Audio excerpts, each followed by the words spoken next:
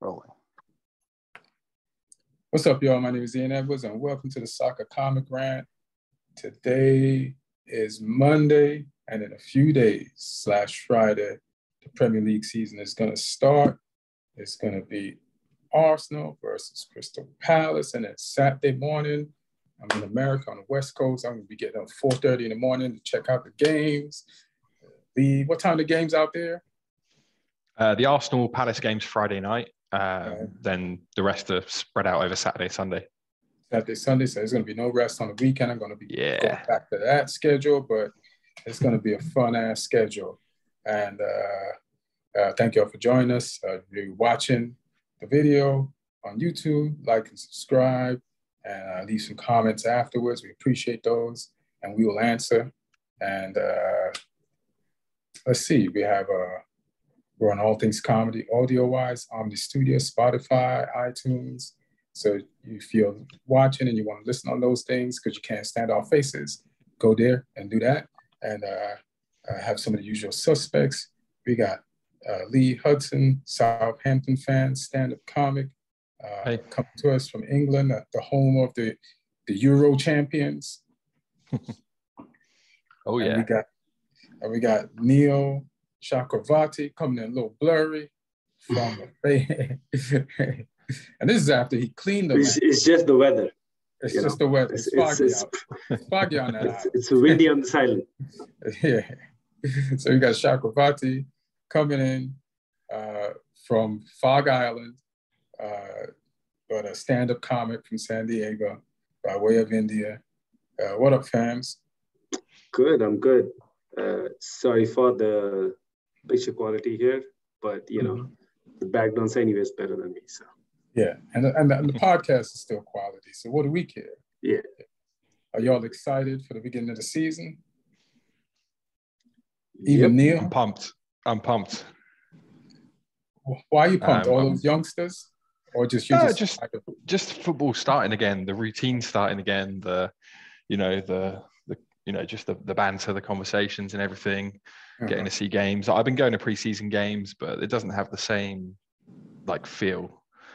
Or not the ones here The ones here have been a little bit sort of, everyone's like, this is not the real thing. Whereas the preseason games out there, I'm sure we'll get into it later, the preseason games you've had out there seem a little bit more hyped because people don't get to see that shit. Whereas here it's like, it's preseason. But yeah, I just can't wait for it to get going. I mean, I'm probably going to regret that once we play Spurs on Saturday if it goes badly.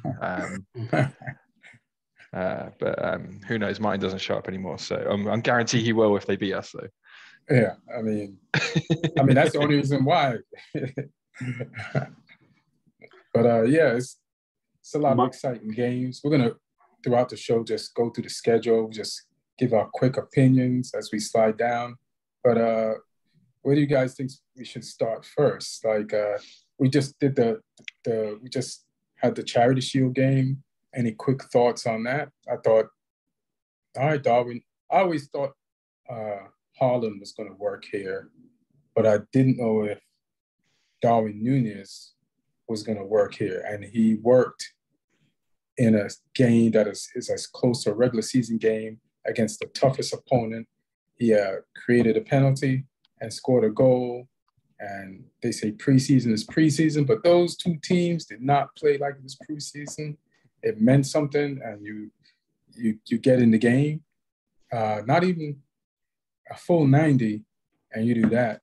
So he's the only one I might have had some doubts between him and Haaland, and now I know that they'll both be fine.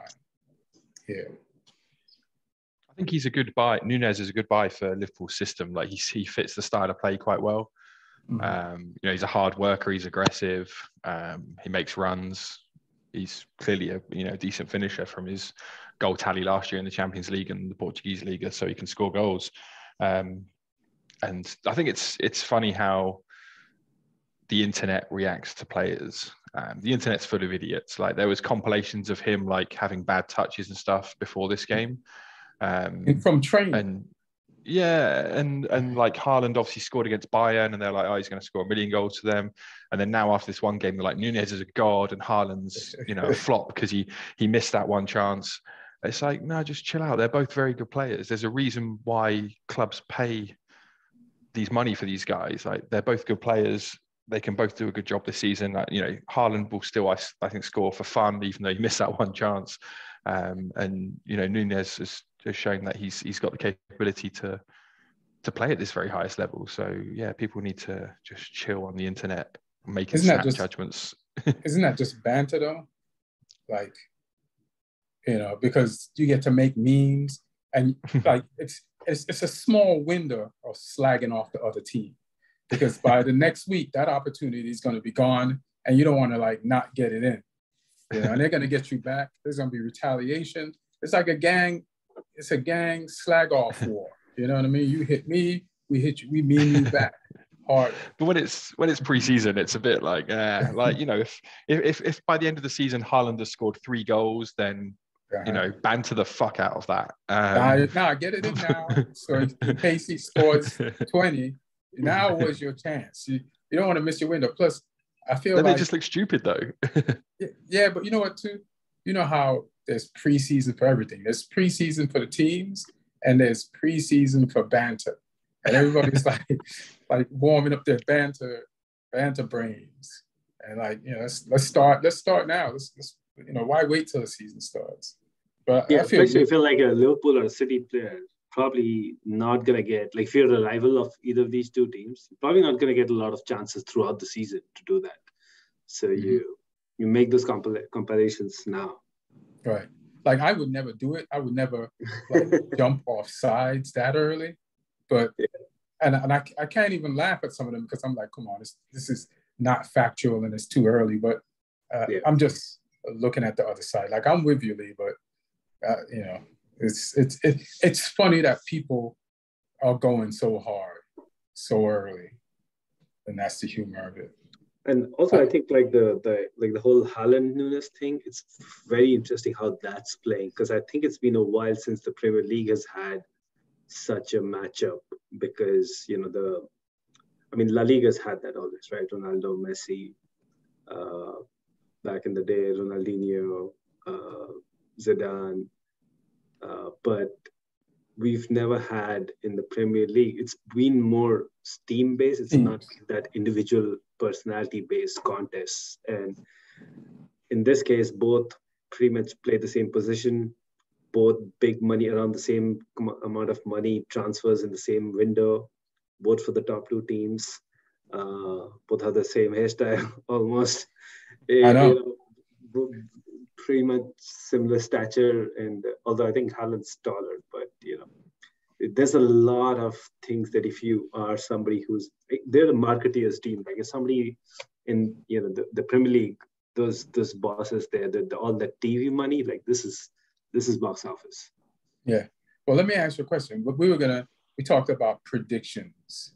Yeah. In, you know, giving your team predictions, but you guys can give them. I still feel it's too early to give them, right? But that's just my opinion. So that's the whole fun of it. Now, I know that's the fun of it, but let's have another. He wants to wait until game week 35, and then he's going to give his predictions. Yeah. Well, listen, you got to let me finish. My thing was like, let's predict for fun, Haaland or Darwin Nunez. Like I was using the team predictions as an example, but since we're going to do this for fun, Lee, who would you say, based on your summary, is going to have more goals this season, Haaland or Darwin Nunez? Haaland all day long. Let's just because I think down, I think the goals are going to be more spread out at Liverpool. Okay. That's purely why I think that. I think they're both good players. I think Haaland's probably a better all-round player, but I think Haaland will be the focal point more once they figure out how to use him, because it looked like in that game they were still figuring out how best to play to his strengths.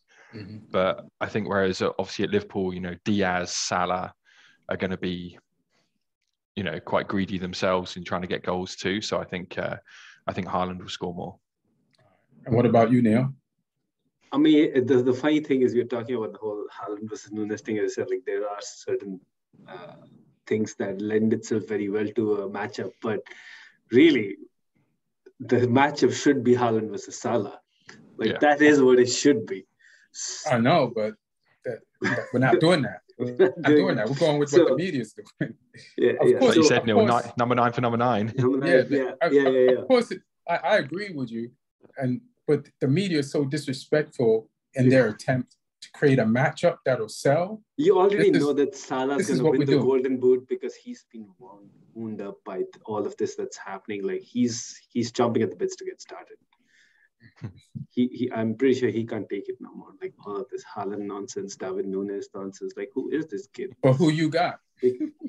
I think it'll be Haaland because I think, as Lee said, I don't think Nunez will probably play that often. I think Haaland has more of a sure shot slot in that City 11 than Nunez has at Liverpool. So, and also I think even like profile-wise, Haaland seems more of the finished product as of today.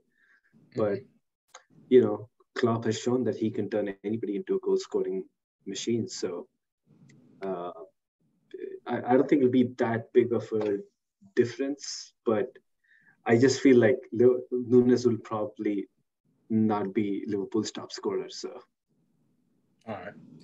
So that's accurate. I agree with everything you just said, especially when you said he won't be like the main starter. Plus, and the goals, I think Lee said this will be shared amongst the forwards. And then what's their left back, left forward, left wing player name that they got from Portugal? I forgot his name for a minute. Luis Diaz. Yes. Luis Diaz doesn't pass half the times that he could pass. That's the main thing. It's like, how are you going to score when this guy sometimes holds onto the ball when he should pass to the wide open goal scorer? So I'm going to go. So all three of us are going to go Haaland, and we see how this turns out at the end of the year. So I think even just like playing profile-wise, style-wise, I think Liverpool is the team between those two who both are going to have to make changes.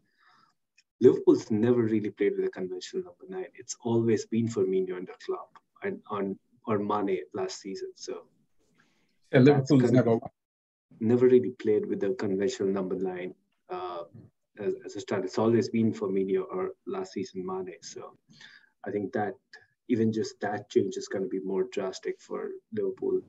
Pep has at least like at times, there's been times when he's played with Aguero, especially in the beginning of his tenure.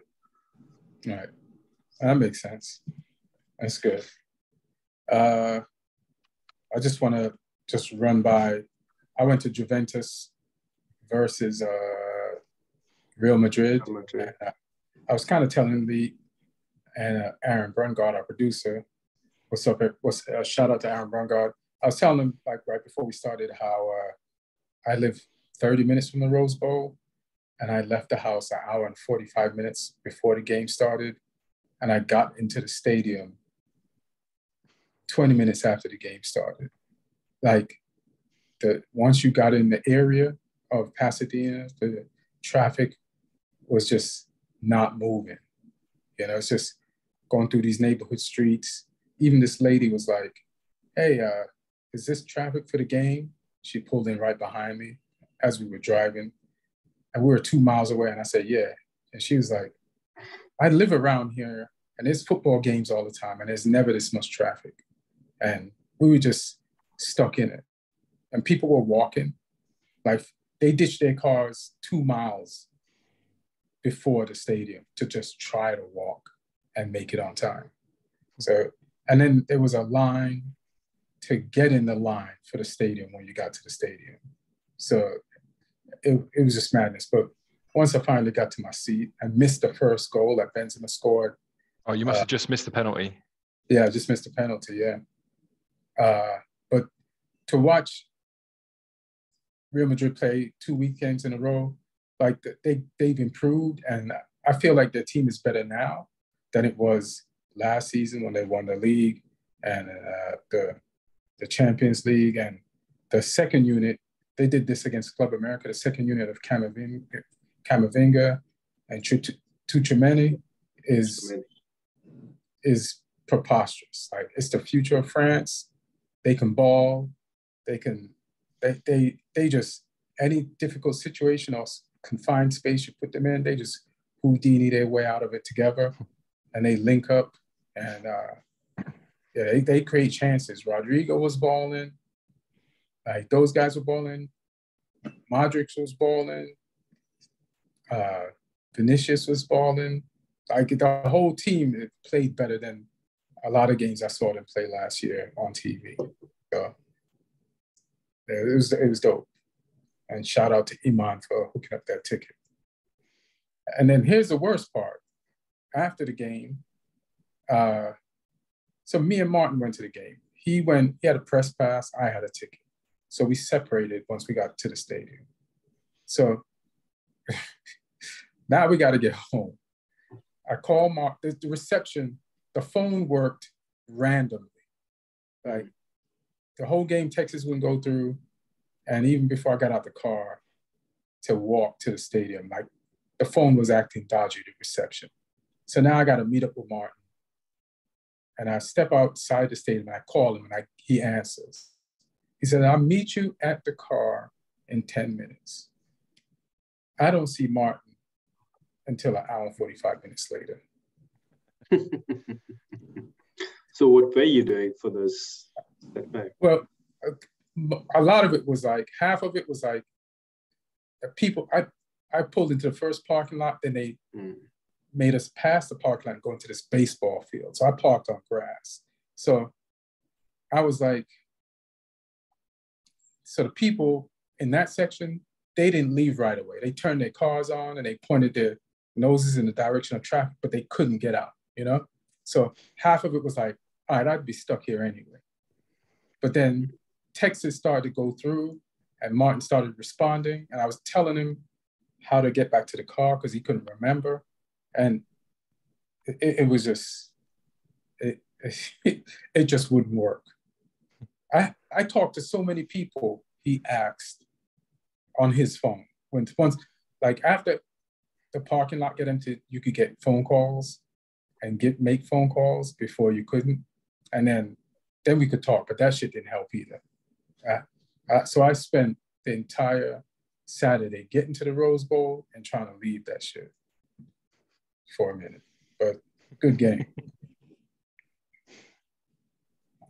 Yeah, there's two heavyweight teams to watch, and yeah, great lineups. I just looked at the lineups as well and the players that played. Yeah, you got to see all the stars that they had on both those lineups. That's pretty cool. Yeah, and they played intense. Cuadrado's a baller. Like, he's the real deal. Like, he's gotten even more better than he was before. I think he's their captain.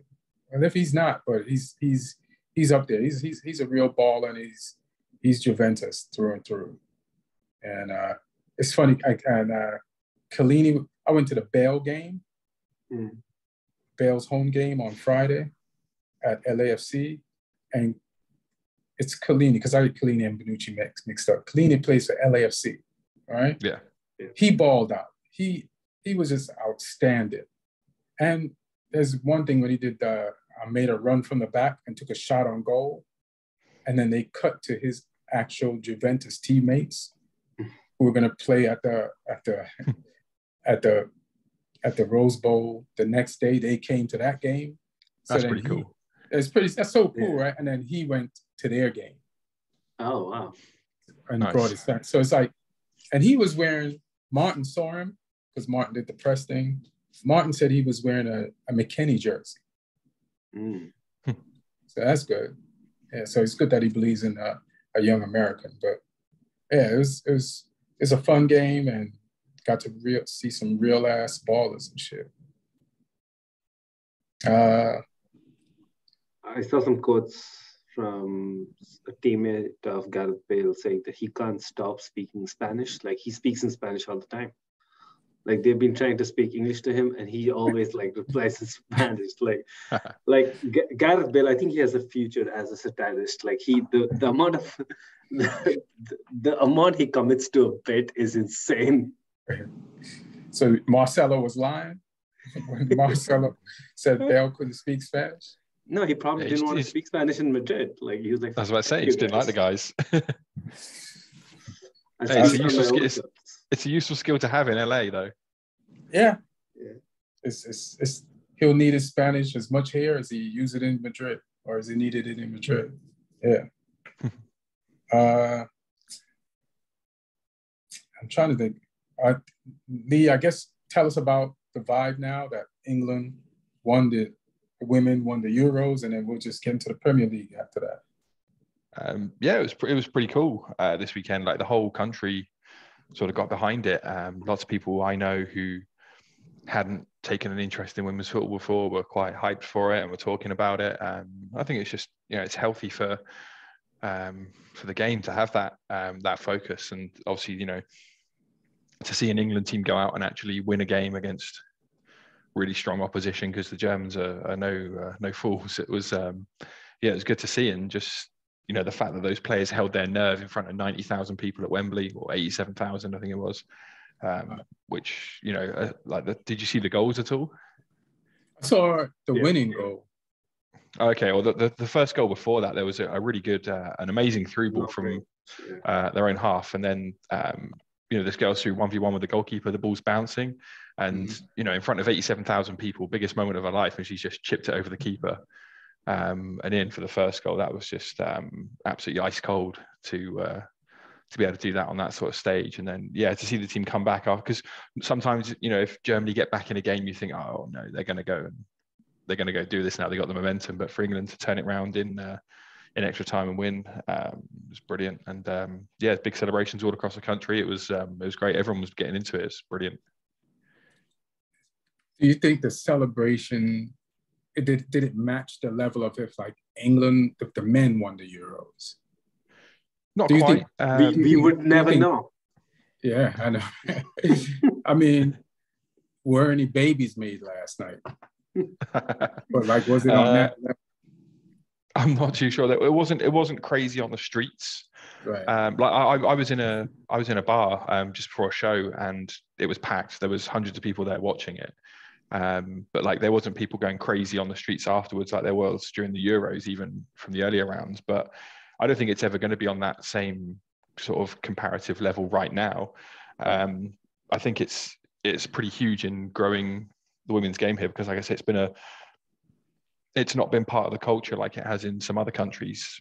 Like in the US, it's a big part of the culture. In Scandinavia and other parts of Europe, it's a big part of the culture. Here it hasn't been, which is a shame, because it's a country with huge football culture, but it's been largely ignored for a while. So it's going to do wonders for growing that side of it. There's more clubs now putting focus on it and putting money into it.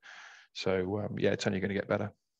I gotta be honest, when we win a trophy, the women, no babies get made here either.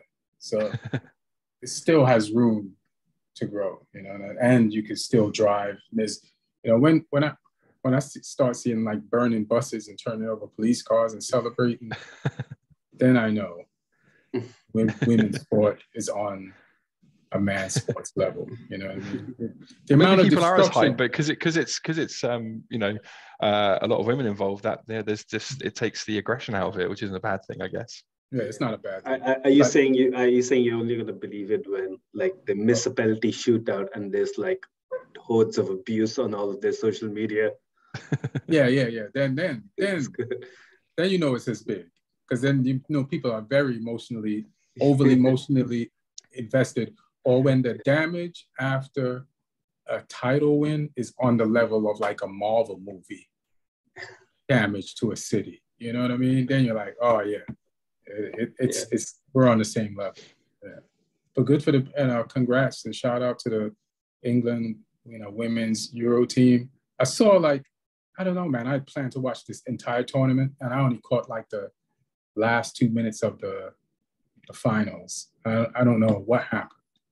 I think I've been really preoccupied, trying to check out as much preseason games. For some reason, it just felt starved for football, and just found preseason games from every team, and I was just occupied with that.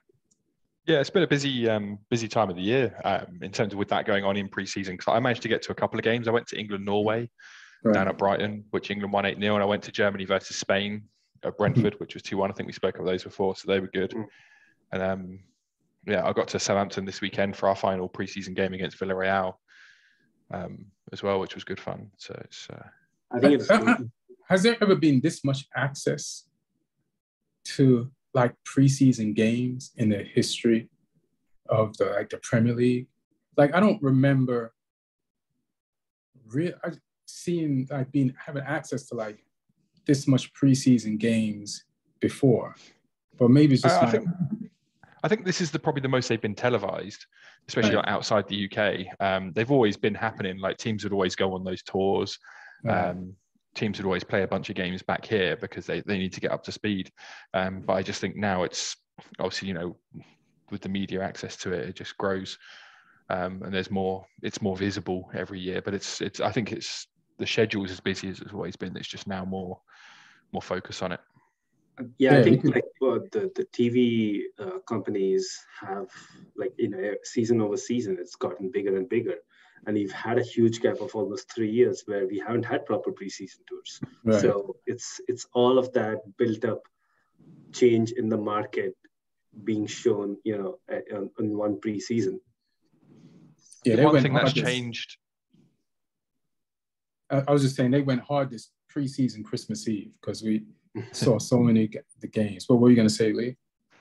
As I said, I think there's been a change over the past few years, because I think like back in the day, maybe say a decade ago, teams would never really play their rivals or these other superstar teams in preseason. They would play teams where they can just build some confidence and build some minutes into the players. Like you never saw a Clásico happening in preseason, unless it was like the Spanish Super Cup or something, or you never saw like all these. But now like these teams are all coordinating their preseasons to go to America or to Asia or other places and have these games. So I think that's increased the sort of the focus on it as well, because when you can see Real Madrid versus Barcelona with all the stars playing at a good intensity, or Real Madrid Juventus and things like that, I think it just increases it. And there's been those big matchups in other games as well, like Man City, Bayern, and Arsenal playing some games out there as well. So and obviously Neil went to the Chelsea game against Club America, and there's these big matchups that you just wouldn't see previously in pre-seasons.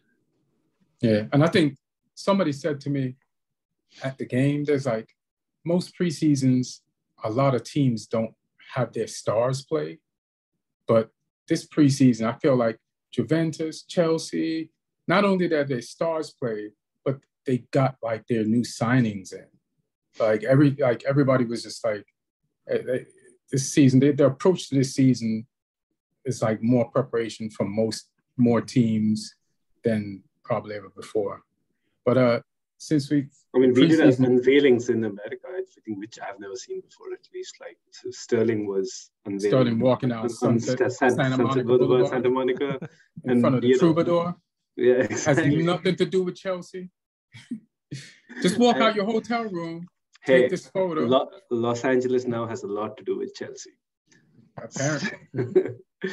But, and Koulibaly outside the fountains of Bellagio is...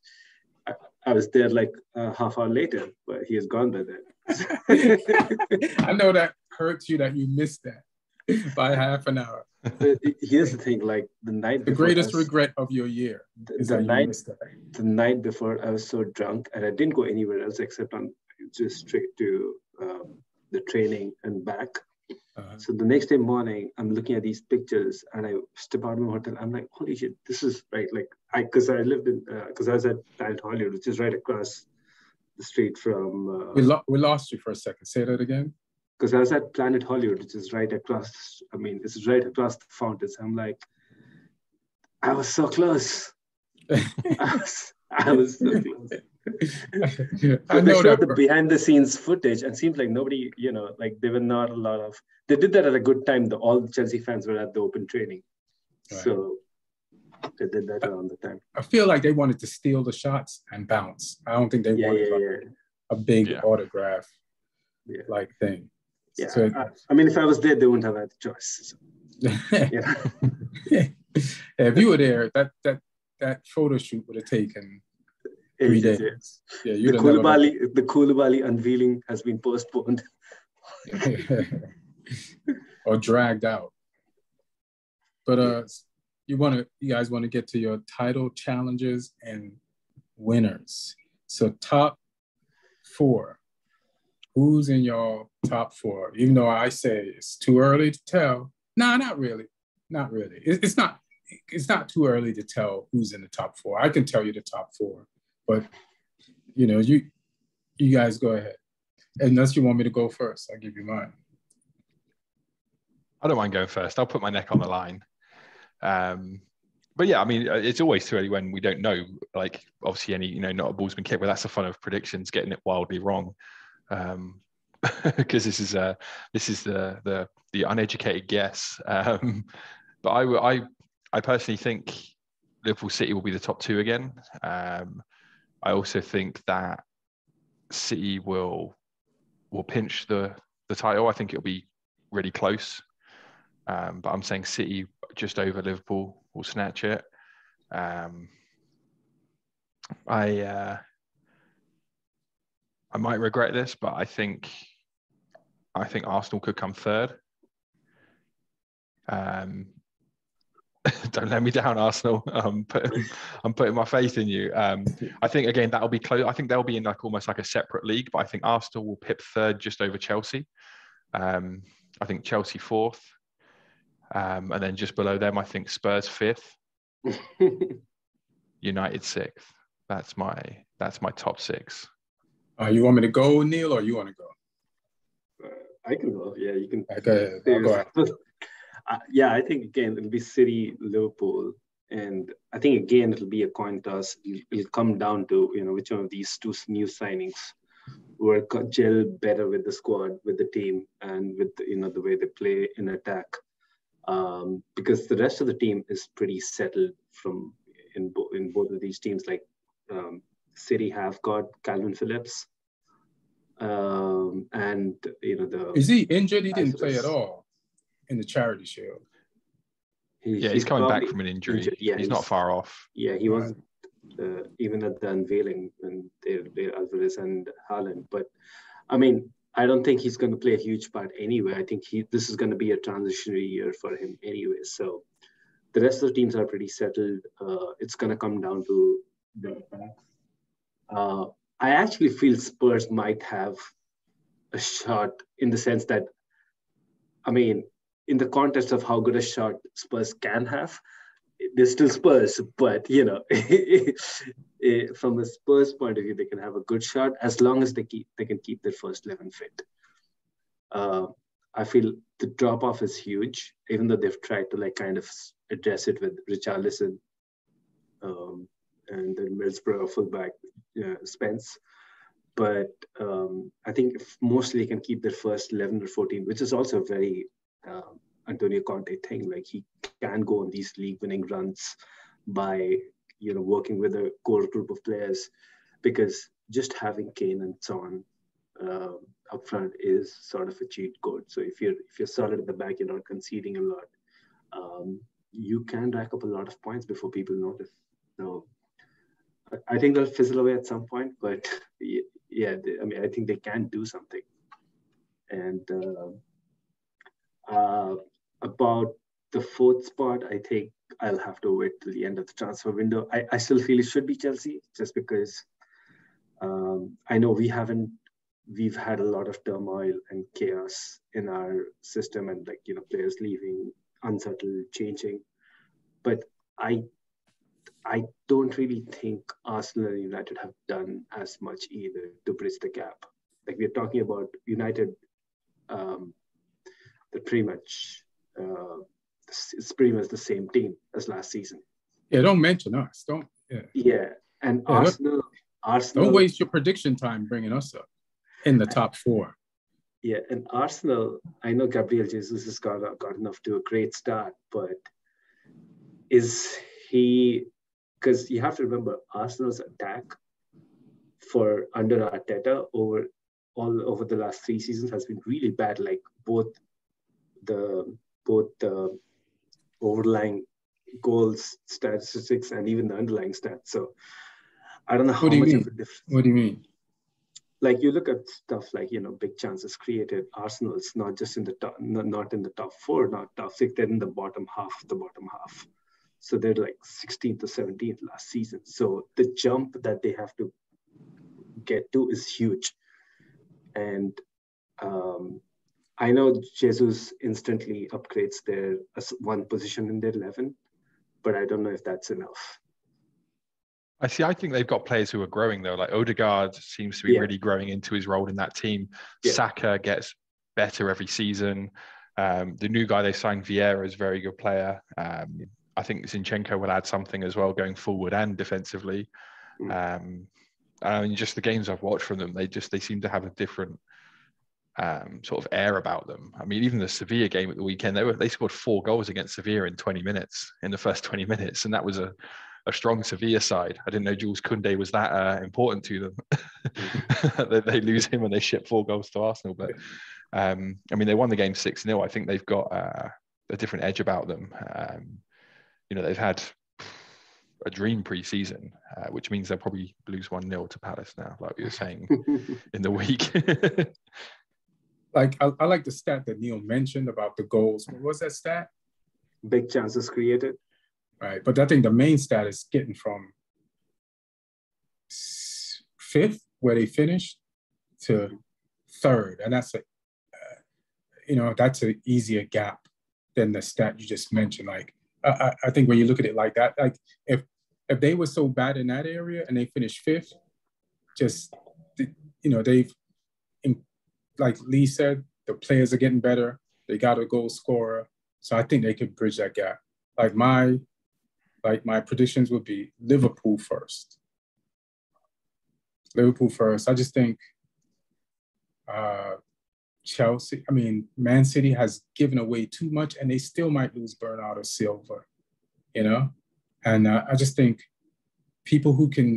there's a limit on the people who can get the ball to Haaland for quality chances. De Bruyne is there, but I don't know how consistent and how good Jack Grealish is going to be, like getting the ball to Haaland.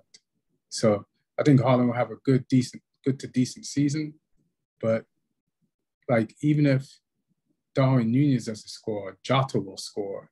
Firmino will do his old thing, and you got Luis Diaz, and you got Salah, and I feel like Liverpool's a little bit weak in their midfield than they were in previous years, but I think they can just make some adjustments, and I think they'll get more points than, especially with 5 subs, like they got the subs. So I'll go Liverpool, City, and Martin's here. So my prediction for 3rd is definitely Arsenal. Like after last week and discussing the turmoils of Chelsea, and it's not just turmoils like with the players that left. It's like one thing I used to really like about Chelsea was how good they were run. That organization, Maria and Czech, and they're all gone. The owner's gone. They just reshuffled and haven't completely finished reshuffling everybody. And that's important to what happens on the field. And then the players they lost and the players they might still lose. And they're trying to get people in. So I'm going to slide Chelsea out of the top 4. I'm going to go Arsenal. But Arsenal has a depth problem. They answered some questions, like they're probably their right back and their left back, and they're trying to get Cucurella now. They're trying to steal him from Man City. They're desperate. They're like, Man City only wants to give you 40 mil. We'll give you 50. We can't afford to lose out on another defender. And thank God Barcelona doesn't want this defender. So we know. Never know. He's from the Barcelona Academy. Yeah, I know. So yeah, exactly. So I'm gonna go Spurs 4th, because I do feel they bought enough. You mean Spurs 3rd, right? 4th. Who's 3rd then? Arsenal. Oh, you're saying Arsenal above Spurs? Wow. Yeah. I say Arsenal above Spurs, and then. So basically, Lee, you guys are both saying the same? Oh no, Lee doesn't have Spurs in the top 4. And Ian had Liverpool winning. Yeah. Oh, okay. And then I got Chelsea 5th. And then I got Man United 6th. And there's fans, they're going to want Man United to finish in the top 4. I just need us to play better, determined football. Like, I need us to look like a football team. Like just as long as we look good and we look like we have a plan, and then we try our hardest to execute that plan from the minute the whistle blows to the minute the whistle blows, like, I can accept some losses. Like, we don't have all the players that we need. We lost a lot of players, and it takes a while to like turn around that big of a roster. There's players we need to get rid of. There's just a lot of work to be done. We have trouble with people we want to buy, even though we offered the right amount of money. And then we have our main forward, like Ronaldo, disrupting the team. Like, I'll give us 6. Like, brand new coach, first time in the EPL. You know, I want our fans to be patient and let this work out. So I'll go 6. Martin is here, actor, seen him in a ton of movies. It's a comic also from Poland. Spurs fan. Who you got in your top 4, Martin? And don't say Spurs 1, Spurs 2, Spurs 3, Spurs 4. No, I'm not gonna say that. It's good to see you guys. I see Neil already in metaverse ahead of us. Could be good way to hide with this Chelsea season coming up. You just missed me complimenting Spurs. Oh, I mean, even with you complimenting Spurs, it doesn't change my mind. But thank you very much. I'm the only one who have you competing for the title. Yeah, and here's where I start competing for the title. I see us at first. Yeah. I have to believe that. I listen. Neil might look like he's in the metaverse, but your brain is in the metaverse.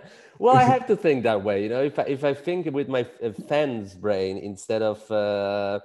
Here's the thing. You know, I don't think it's impossible, and betting against would be going with a popular choice. I don't think it's impossible. I don't see one team that really stands out, and that's a chance for Tottenham. I see them.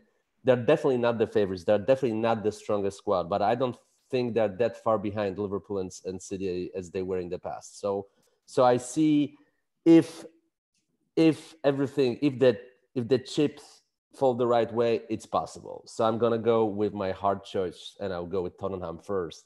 Now, second. You made more sense last week when we couldn't see you. But go ahead. Now, second and third. I've been flip-flopping a lot between Liverpool and City. And I was listening to one of the analysts who was talking about both Barcelona and Lewandowski and City and Haaland and how do they fit into this new situation. And Lewandowski might have problems because it's a different formation, different style.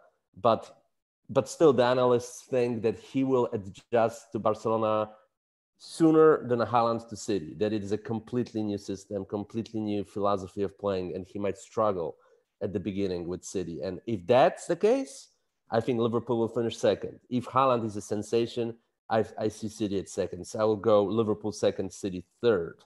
Now, if the season was different, I would go Arsenal ahead of Chelsea, but I'm going to go Chelsea ahead of Arsenal.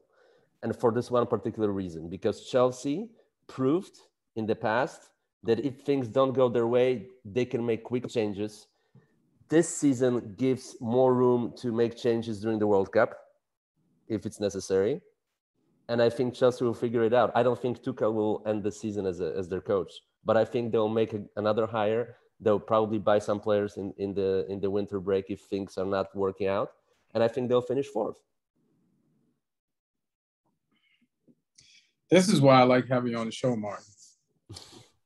Because you don't make no sense. And sometimes you need some people to not make any sense. It's not an unpopular opinion, though. A lot of people are saying that Tuchel's leading the sweepstakes for the first high-profile manager to be sacked this season. Because how could they, like, who's available that's as good or better than Tuchel? Pochettino? I mean, I don't think logic has a lot to do with this. I think people are just going on the history that chaos in Chelsea usually leads to a manager being sacked. I feel he's going to have trouble too. My thing is, if Martin feels like he's going to have trouble and be sacked, why would he put them fourth? You feel me? I would just... Well, because that's what happened last time when they fired a manager because they were slipping out of the Champions League, and they hired Tuchel, as a matter of fact, and he saved the season. I mean, it could happen again with a different manager, I think. Who's available? Pochettino is available. There'll be someone else available. Again, I said, who's available? It's a good manager. It's a good manager. There will be plenty of managers available after the World Cup. Plenty. I don't think we're going to go back to Antonio Conte. No, I mean, go back to Conte, of course not. Conte's winning the title with Tottenham, but you can finish fourth. Yeah. If Conte leaves, that means Chelsea gets Kane. So you're going to get them both because Kane ain't going to stick around for whoever, Sure. But all right, that's an interesting. I don't see Arsenal top four. I think they'll finish fifth again. Either Man U or Arsenal will finish fifth. Yeah. I think that Arsenal is not deep enough, and I think we're gonna hear about the. There were certain accusations. There were center accusations being made, and it's been quiet in the last couple of weeks. But I think it's gonna come back, this case, and it will potentially disrupt. With who? Accusations with who? There were certain accusations being made about Arsenal. Yeah, I don't think we can say names, but but Martin's trying not to get sued out here. I know, but the player has been playing who they alluded it was, so I don't think he would be playing. I think that's one of the charges has been dropped as well. All right. I think what's happened in the past week has been that one of the complainants, she's come out with some receipts, and at least her version of events is that the club knew. So that's something. Like if it's just the player, maybe you can like. But is it that player? Like this wasn't a guess by everybody. Has it been confirmed that it's this player? And it's not been confirmed. There's no official coming out with the statement, but at least the person who made the complaint has said it is that person. So. Oh, they said it's that person. Yeah. Oh, okay. All right. That's weird that he was on a trip and played. No, I mean, her version of events is that the club knew about this, and they've been knowing. It's not something that's recent. It's been going on since last season. So we'll see what's up. But Martin's right. Like something like this, even regardless of who's right, who's wrong, it has the potential to cause some turbulence. Tell me about it. Our team has experience with that in the recent. You can't blame United's performances on the Greenwood scandal. I think you were just bad. No, but we needed him. Yeah, and we need a forward. Is he backup. training with the team? Is he? No, you don't hear anything. We don't even bring it up. We don't talk about it. It's just that the legal system got to handle that, and then we'll figure it out from there. But trying to think what else you want to. We could look at the fixtures for this weekend. Yeah, let's go through some of these fixtures before we and then we got some questions, right? Trying to get back to this fixture. We can do some more predictions though. Like I think we did top 4, top 6. Relegation. This one to speak. Yeah, relegation. I'm gonna put Everton down for a big relegation candidate, and that's just the easiest thing to do. Yeah. What do you guys got for relegation? I think Everton will be an interesting one because, obviously Richarlison was a big loss. Lampard, I don't rate as a manager at all. But they're starting to get some signings in. Like they signed Dwight McNeil from Burnley this week. I really like McNeil. I think he's a good player. I think he brings some creativity that they're missing. I don't know if it's enough though. I think the squad's still pretty light. So they're in danger of being relegated, and they two players that have been relegated. All right. It's cool. Hey, they might have learned from their mistakes. Who knows? Yeah. I think Bournemouth, for me, are the most dead certain team to get relegated. Wow. I don't think they got enough quality in that team, and I don't think Scott Parker's cut out for the Premier League. His style of play is quite open, and it's great when you're in the Championship with a team who have one of the bigger budgets, like he was at Fulham and like he was with Bournemouth. But then I don't think he adapts well enough when he came up last time with Fulham, and I don't think, from what I've seen so far, that he's going to do it with Bournemouth again this year. And I don't think their squad's got enough quality in it. So I think for me, Bournemouth are like the dead cert to be relegated. Fulham, I like Silva, the manager, but I still think they haven't got enough about them to stay up. The big unknown for me, though, is Nottingham Forest, because they had their team last year that got promoted was full of so many loan players, and they've all gone back or to other places. Like Spence went back to Middlesbrough, then went to Spurs. But the signings they've made are really, really smart. Really smart. They've signed some really good sort of under the radar players. They got Lingard as well, and also Cooper, the manager. I think he's really underrated in terms of just how smart he is. Like, he pulled off some big FA Cup wins last year with Forest against Premier League teams, and he's been really backed in the transfer market by the board there. So I think they could be the ones who, of the promoted teams, I think they've got the best chance of staying up if he can get all those new signings to gel quickly. But I like the players they've signed, and I like him as a manager. I like Forest as a club as well, so I think it'll be interesting to see where they finish off. But I think if they manage to stay up, then Everton are in danger of nicking that last relegation spot. I worry for Palace as well, because I think they really overachieved last year under Vieira. But now they've lost Gallagher. They've not really been that active in the transfer market. I think they overperformed last season. I think it could be a different story this season. They lost Gallagher, but you know what? They get Eze back, and he was recovering from a big injury last year. And I guess it's kind of a similar position, but not exactly. But he's quality, and now like he'll be further away from that injury, so he could play the whole season. So we'll see. They Patrick Vieira is not going to ease up, So let's go, before we do any other predictions, let's go fixtures first and then questions. I didn't make my predictions yet. Let's hold off a second. So, first game. Last year, Arsenal played on Friday. They went to Brentford and got their pants pulled down by a newly promoted team. They got put over Brentford's knee and ass smacked in front of the crowd. And now preseason Arsenal had a great preseason, and they have some buys. And Crystal Palace, who gave Arsenal trouble last year, but I still feel like this Arsenal is going to be ready for this game at Palace, and they're going to win. What do you guys got? 2-1 Arsenal, I say. You got Martin? A draw. Why? Because it's Arsenal and it's Spurs. Yeah, I mean, Arsenal, they were too good in the preseason. Usually with someone is so great in the preseason, they usually overconfident in the first game, and they're punished for that. Even though they're not that type of team. You know what? I mean, I like Palace. I think they're a very unpredictable team. They can get a draw against Arsenal. Another reason why I'm going to go for Arsenal, because Crystal Palace's preseason was weird, because half the team traveled and half the team didn't. There's a half of the team that I think,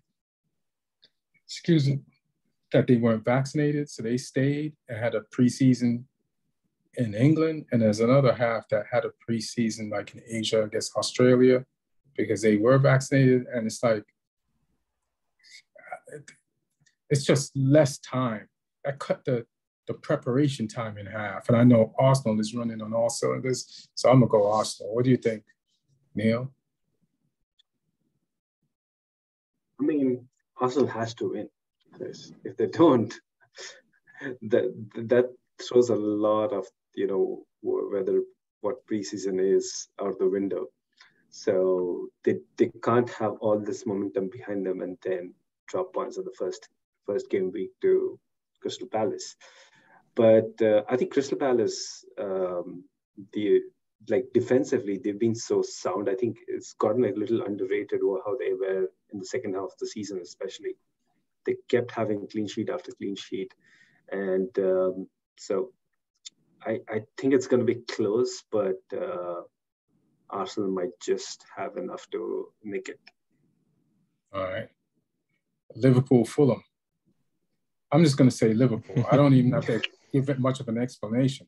If anybody wants to, the only time somebody should have an explanation for this prediction is if they say Fulham. But I'm saying Liverpool.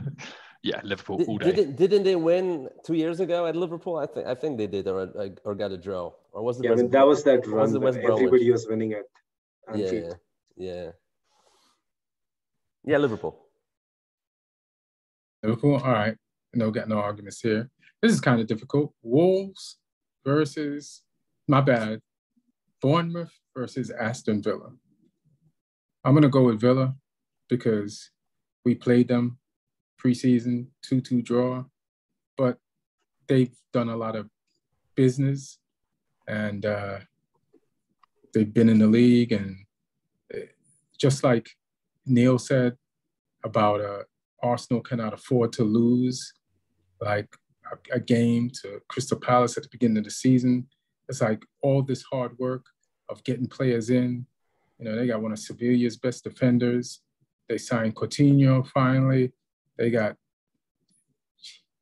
other players in and healthy that were unhealthy last year. That kept on having injuries. They got a new captain now. Like they got to win. A new captain got to win. So I'm going to give, and then Lee just said Bournemouth is shit. So I'm going to go Aston Villa. I agree with you on that one. And I think a real interesting one in preseason for Villa has been Leon Bailey. Yeah. Because he was signed with a bunch of hype last year. He was fantastic for Leverkusen. Really exciting player. And then his season kind of got ruined by injuries. Which meant that when he did play, he was inconsistent. But preseason, he scored like 3 goals and got 2 assists, I think. And he looks like he's fit. He's back. He's ready to play. And I just think there's a lot of creativity in that team with him, with Coutinho, with Buendia. And obviously they've got players like Watkins and Ings who can finish chances. So I like their fullbacks as well. Like Digne creates chances on the left. Matty Cash creates chances on the right. So yeah, I think they've got a solid team. I think they'll, I think they could have a nice top 10 finish this year, Villa. But I fancy them to beat Bournemouth on the opening day too. What you got, Martin? Villa, yeah. All right. What you got? I hope Bournemouth does something because I have Dominic Solanke starting for my fantasy football team. Oh no! Oh, good to know. Good to know. So you needed a cheap option. Oh, you're going for the Cobham boys, aren't you? Yeah. I'm going for the Cobham. Cobham boys. I got Solanke and Patrick Bamford starting up top.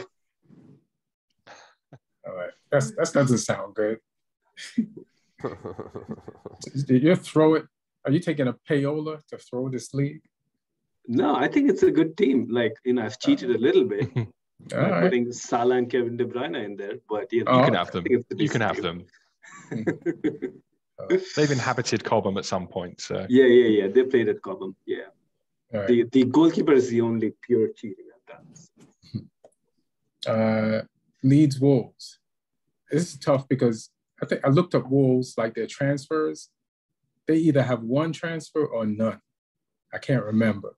But they haven't done anything in the transfer market. And they finished in the top 10, right?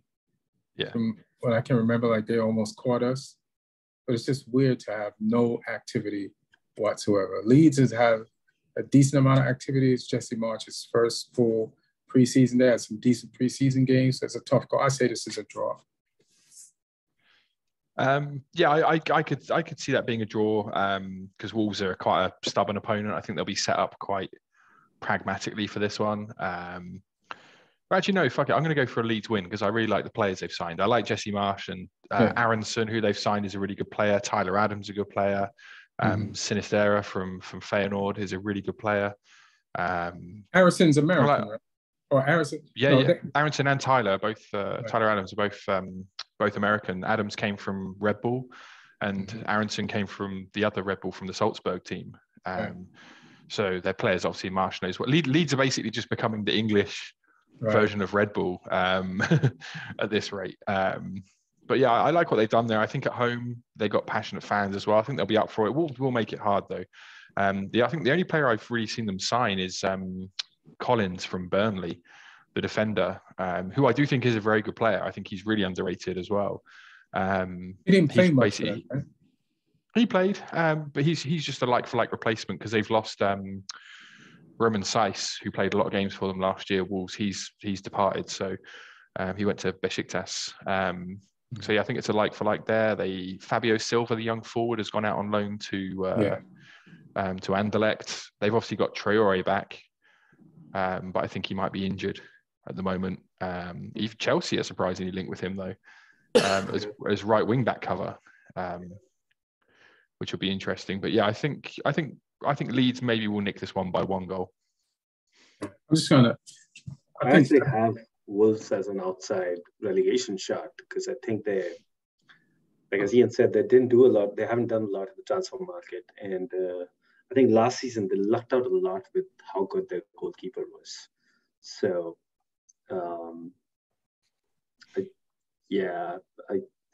I see them having a tough season this one.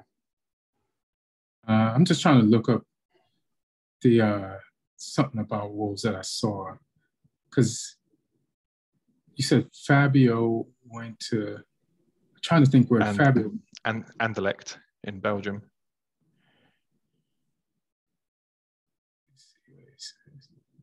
First of all, I gotta find Wolves.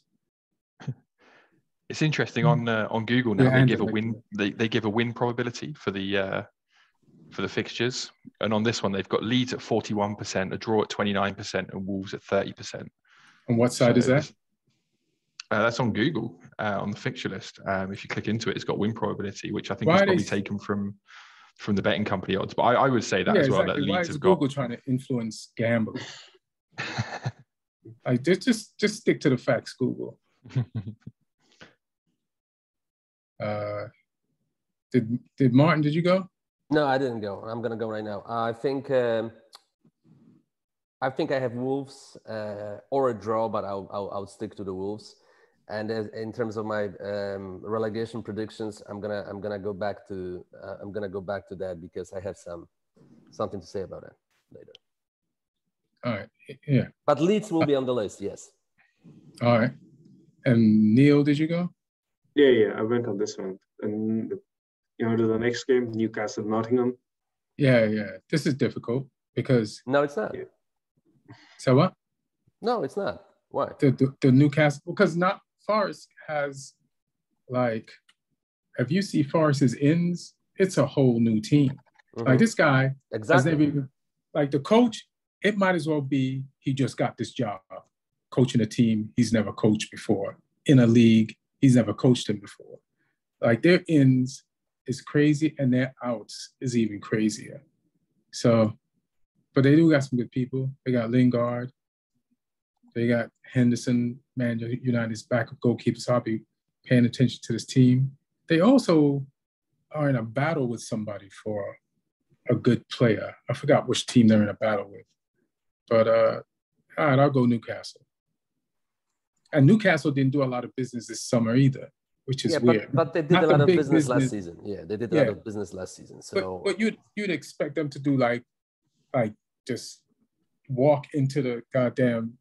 You remember we are having these discussions last season that when the whole takeover happened. That what is the first couple of transfer windows going to look like for Newcastle? And this wasn't it. But we had called it that they might be loose with the purse, but players still would want, it's still down to players wanting to come there. And that's clearly not happening yet so far. They're still getting Newcastle-ish signings. Yeah, the players they've signed have been upper mid-table players. Like Nick Pope, I think, is a great goalkeeper. He's an upgrade on what they've got. But Burnley showed last season, you still need to put a good team in front of him. He's not going to perform miracles. I think Sven Botman's a good signing, the defender. But again, he's not going to turn them into like top 6 challengers. The forward line's still weak. Like Chris Wood is still like their main signing there. I think Callum Wilson, if he can stay fit, will score a lot of goals. Yeah, that's the thing. You have to get a backup for Callum Wilson because he's going to get injured. But I could see that game. I'm going for a draw for that one on the opening day.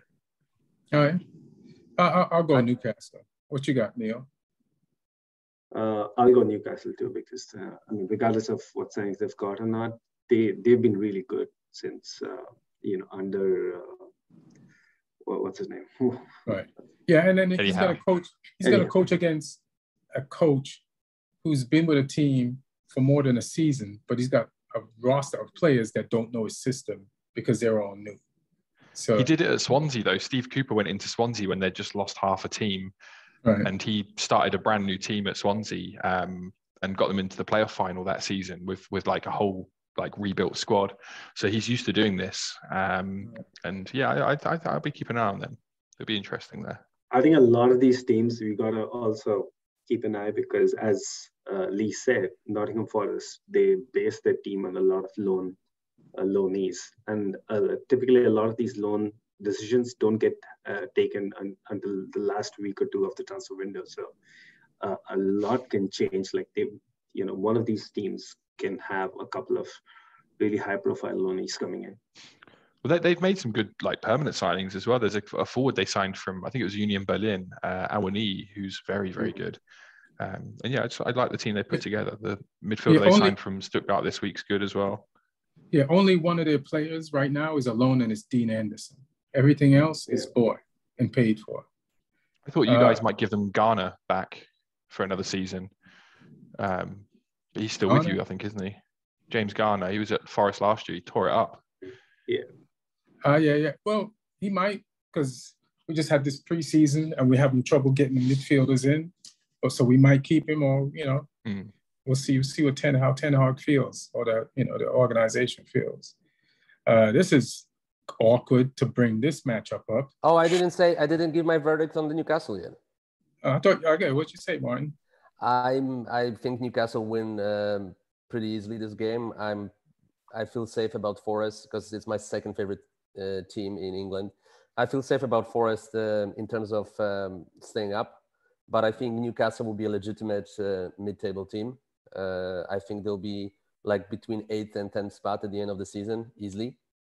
And I think what they did over the summer, and I think it was the manager's influence, is they want to work with a certain group of players for a little bit longer, to create some cohesiveness and then see what they need to add to it if they have to, But I think the manager wanted to, give a shot to this group of players because it's good enough to be mid-table team and then progressively build it towards, you can't repeat what City did in the past. And even City didn't go from championship to winning title in 1 or 2 seasons, right?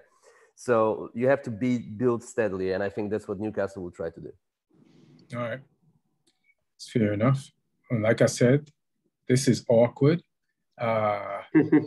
Spurs versus Southampton, which it's not awkward. It's going to be a beating. It's not awkward. So is that your prediction, Martin? Yeah, of course. That's Southampton is going to beat you? It's going to be a beating? No. Oh, so say your prediction then. In English, the full sentence. What's your prediction? Mine? Yeah, for this game. 5-0 for Tottenham. Oh, okay. Oh, shit. Lee, would you like to have anything to conject? I think that's pretty cocky considering they didn't beat us at all last season. They really struggled against us in both games. We took a win off them. We took a win off them at their stadium. We had a player sent off at home and still managed to draw against them at St Mary's. So I don't think they've improved that much in that space of time. But in all seriousness, I think if I had to put money on it, I would put money on Spurs. They have to be the favourites for this game. They're at home. They bought well. They've had longer to gel under Conte. I think Perisic is a good signing, full of experience. Richarlison would obviously give them extra goal threat as well to take some of the burden off of Son and Kane. Kulusevski, I was really impressed with at the back end of last season. Bissouma is one of the best centre midfielders in the Premier League, in my opinion. So they've got a whole bunch better. But I love my team. I hope that we can pull off an upset or even take a draw, because I like the moves we've made this summer. We've got some really exciting players in. It'll be an interesting matchup as well because of the system we switched to. We're now playing a 3-5-2, so to see that up directly against a similar system with Spurs will be interesting. I don't know if maybe we've just been playing that preseason just to prepare for Spurs, and then we're going to switch back to Hasenhutl's old system, maybe. Who knows? But I hope we can make it a good game. I hope we can make it a close game. But I mean, Spurs have to be the favourites for that one, so I'm going to begrudgingly say Spurs. What you got, Neil?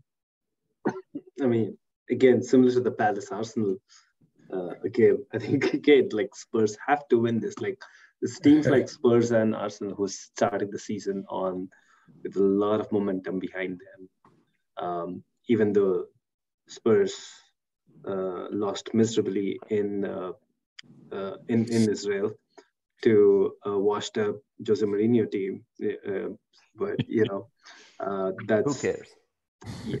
Yeah, who cares? How much did they lose? I mean, they lost 1-0, but considering the only success Spurs have ever had in the last however many years is winning a preseason trophy, and then they lost even that one. So doesn't bode well. But they're starting the season. They're starting the season with a lot of hope and confidence. So yeah, I think they'll beat Southampton League. Maybe a 1-0 or a 2-0. I don't think it'll be crazy like 5-0. Right. Because it's still August and it's still hurricane. All right. I feel like I'm going to go for Spurs if Southampton starts Djenapro, or if Djenapro gets in the game, period, or if Djenapro is on the bench, or if he's still owned by Southampton by the time the game is played. I'm going to go with Spurs. Let me just say that I've made Son the captain in my fantasy team this weekend. That's all. Oh, wow. And I don't even have him on my team. I'm more worried about Son than I am Kane. I think Kane will score a hat-trick. I really feel so. I feel like Kane that will be his season. I think he'll be fantastic this season. All right. This might just be a one-word answer. Everton versus Chelsea. I'm just going to say Chelsea, and I'm done. Anybody else? I think Everton will win this game, yeah. Yeah, I expect Chelsea to be better. I expect Chelsea to be better than second half of the season. That's my prediction for them finishing fourth. It's on their second half of the season form. Right now, it's just... So my inspiration essentially is that Mauricio Pochettino is going to come in and change our entire season. Well, I mean, listen. They've lost too many players, man, important players, and the defense is in shambles. I mean, it's just not going to work for right now. And Tuchel is... The only team in more shambles than Chelsea is another team in blue called Everton. But for Lampard, it's an emotional game. I think he will be very, very focused on that one. He knows the Chelsea team. He knows the players. Usually in those situations, like he's been there. He knows this team. This is a pride thing. I don't think Lampard is a Phil Neville type of a manager. I think he's got some pride, and he'll show this pride. He wants to win this game badly, and I think he will. Can I just retort that, Martin? Lampard doesn't know this team, or he wouldn't have got fired. To not get fired is to know the team and know how to played with some of those guys. And no, I didn't. He's not. He's not playing this weekend. He's coaching some players who never played for Chelsea. So from the defensive formation, they might lose their last two defenders to Barcelona. There's so much uncertainty. They lost both center backs. I mean, and then they have another center back that I think is hugely overrated and past his prime that they got. And another one is almost 40 years old. So listen, I don't see that. They have to buy a couple more new players probably in the winter, and they'll finish fourth with new manager. But I don't see Chelsea starting the season well. That's the most random prediction I've ever heard. You're gonna lose. No, I mean it's not working. This is not working right now. You're gonna lose to Everton, but you're gonna finish fourth. It's like if that ain't a juxtaposition statement. Nothing. They will struggle in the first half of the season. They'll make changes and they'll finish fourth. Yes, that's my I think it's going to be a tough game though, because you're playing Everton at Goodison Park and Neil. Why you got to be Neil, bro? No, I mean I think we're going to beat Spurs in the second week of the season, but could be. Historically, you do. You could be. I'm not saying it's impossible. But Everton at Goodison Park. First game of the season, we are still a little undercooked. I feel like we know, I think, our best 9. I don't think we know our best 11 yet. So yeah, because 2 players are going to Barca, so that makes it 9. No, they don't start anyway, but they're backup players. But the funny thing is actually letting them go to Barcelona might actually be a blessing in disguise. But now maybe because we don't want to deal with Barcelona, we might not. I mean, you get that Cucurella money if you sell those players. You should just let them go. Yeah. I don't think they're going to give us 50 million, but yeah, No, but for both of them, it should add up to close to that. Get them off the wage bill as well. Get them off the wage bill. I think, that's more of the... Also, we don't have much spots. Like, if we are getting that centre back and that wing back, then we don't have the minutes to give to somebody like Azpilicueta and Alonso. So, but maybe Tuchel wants to keep Aspi around for the leadership. We have lost a lot of leadership in the group and experience. So I don't know. We'll see. But yeah, listen. Let me tell you this: me and Ian watched both Real Madrid games live in person, and we both saw what Rudiger does on the field and how much he brings to the team. I mean, it's a huge loss, man. It's a huge loss. I think Rudiger is a huge loss, but I think we got the best player money could have bought on the market this season to replace that profile. Koulibaly, yeah. I don't think there were any world-class options available, but among the stuff that was available, I think with that level of experience and the ball-playing centre-back profile, I think we got the best deal. I think you got the best deal for a box of milk with an expiration date.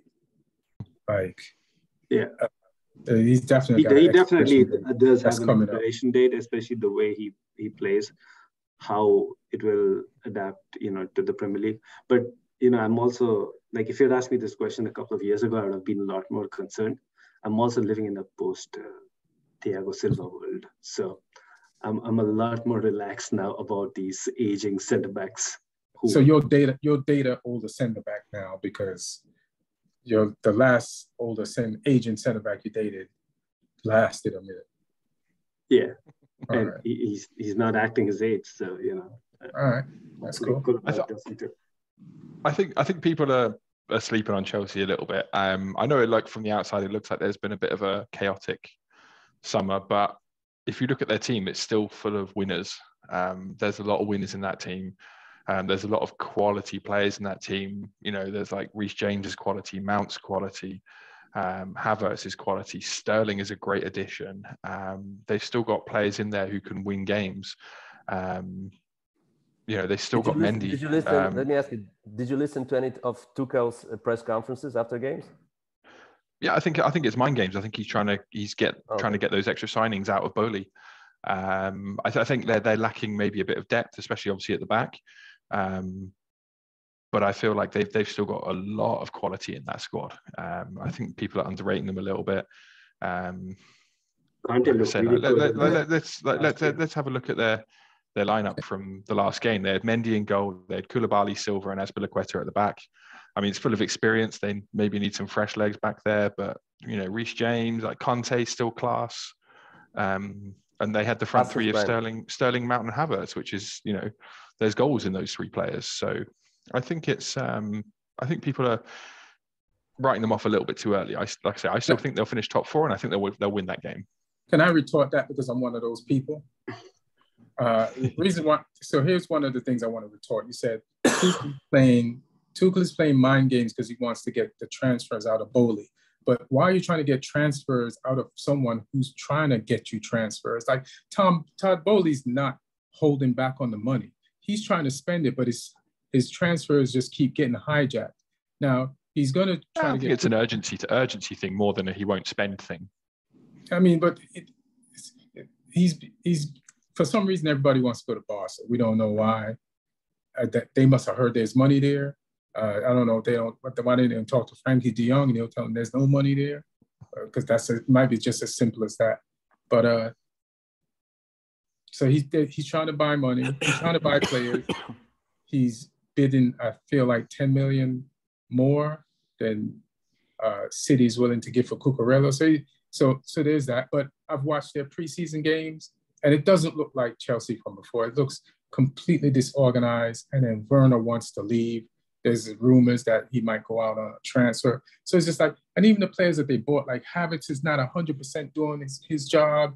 Ziyech is not 100% doing his job. It's just something weird. And the war and the sale and the disorganization behind the scenes, it's just, yeah, I can't. I think we got to wait till the end of the transfer window to understand what kind of Chelsea we're going to see in this season. Yeah. But I think people are also sleeping on a lot of. So we've got these two transfers, right? Sterling and Koulibaly. I think they don't upgrade from what we ended last season. As Martin said, Rudiger is a big miss. But is that Martin's crotch or his hand? Sorry. Sorry, I was coughing. I didn't want to. But I think they upgrade from what we would have been if you had not made those transfers. And Lukaku's gone. Lukaku's gone. I mean, he wasn't really helping, so it's probably a blessing in disguise. Didn't he have your most goals last year? Not in the Premier League. He was joined. He had your most goals though, and you're in Champions League. You're in other tournaments. He was joined second in the Premier League. But, he wasn't really, he helped a little bit, but I'm saying those goals can be replaced. That kind of Lukaku season can be replaced. I think we have Armando Broja coming back. We have Conor Gallagher back. We have Ethan Ampadu back. I didn't argue with none of those other names, but let's not go crazy about Ethan Ampadu. He's pretty... Ethan Ampadu, you look at a lot of scouting profiles. He was one of the best defensive midfielders in the Serie A last season, and he's versatile. He can play a lot of different roles. And so last season, though, Ampadu was at Venezia, yeah, who were relegated. Yeah, but he was probably their best player, though. The season before, he was at Sheffield United. Who got relegated. I don't think he'll see many minutes for you this season. Gallagher will. I don't think Ampadu will see many minutes. That's why I didn't argue about the other guys. But Ampadu, I can't let that slide. No, but he's had a good preseason. And the fact is that we've been saying that we need a DM. He's still not bought a DM. So if that is how this transfer window ends, if we don't get another midfielder, he's probably going to be the one who gets those minutes. And that's why I say you're going to finish fifth. Because Ampadu is your DM. Ampadu is really talented. Martin would know, he absolutely thrown them in the Champions League quarterfinal for Leipzig versus Spurs. Great! Hopefully he'll play against us in the second game of the season. He's got a 100% winning record against you. I think he's sixth in line for that position though, because you play with those two players there, which in the last friendly it was Kante, Jorginho. You got Kovacic, you've got Gallagher can play in those roles as well. Gilmour, I think he's behind all those. I think Gilmour's going to go on loan, but I feel like among all these players, if you see, Jorginho is the only one who's more of a holder, and he's not physically that defensive, minded.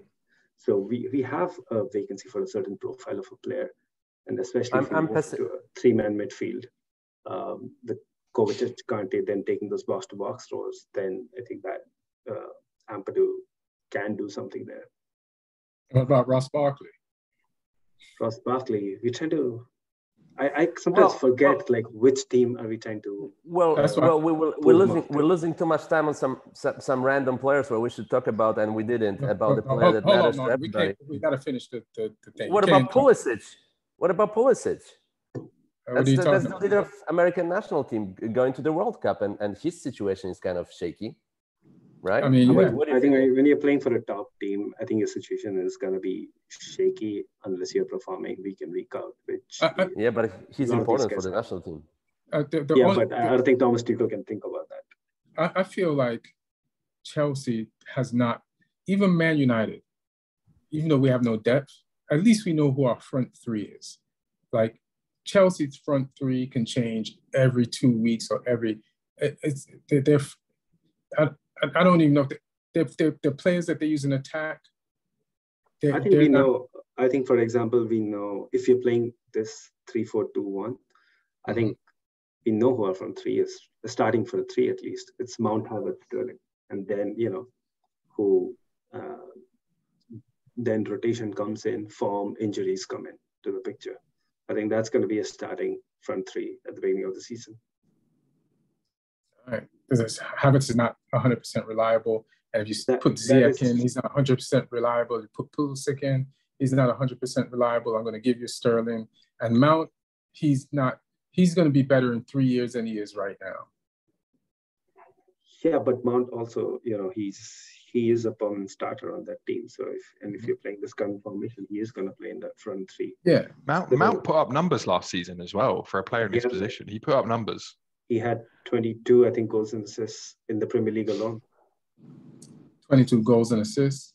Like, so could you, like, the way you say that sounds like it's all goals. Could you break that down? I think it was 11 goals, 11 assists, something like that. Goals, 10 assists is pretty even. I mean, I like Mount. I believe in him. But I don't know. There's Chelsea doesn't look right, man.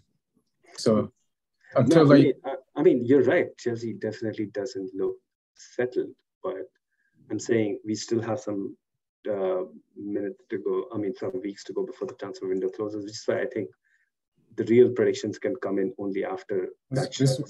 Well, you're the one that wanted to make these predictions before the window. Yeah. I know. Don't blame before me. game week 1. I'm just doing what y'all want. Yeah, but I don't feel it's as bad as it's just that it's going to be a wasted year because ideally we would have wanted to go in for the title, but the fact that there's so much chaos at the back and so much, I don't think any team has ever competed for the title with a brand new back line. So that's why I got you fifth. What about Leicester Brentford? That's tough to call. Like 1-1, I reckon, for that one. Yeah, draw.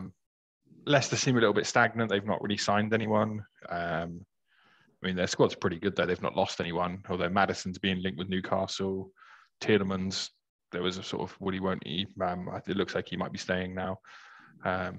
So they've still got a strong squad, but I think Brentford are just an awkward team to play against. They've made a couple good signings as well. So I reckon a draw. All right. Lee are forgetting they're losing Wesley Fofana anytime now. Potentially, yeah. Are you going to pay 80 that'd be mil? great. You're going to pay 80 mil for him? I mean, you see, you guys spoiled everything by getting Harry Maguire for 80 million. And now that's what they think they can get. But, I mean, he's going to be a great signing. If we actually end up replacing Rudiger Christensen with Koulibaly and Fofana, I think that would have been, I mean, in the circumstances, the dream scenario. Wait, were you going to pay 80 mil for him? Yeah, it's a stupid number. Like, I'm not comfortable thinking of that as... But yeah, Leicester have an ability to get that money out of you. What do you reckon for the result, though? What's the result? I think Leicester's going to win it. Yeah. I say a draw. Mark, what you got? I think Leicester win it. I think Brentford will be in the relegation battle this season, but I'm going to give my relegation predictions when the time is due, which is at the end of the show, All right. And Manchester United versus Brighton. What y'all got? I'm going for a draw again. Draw again. All right.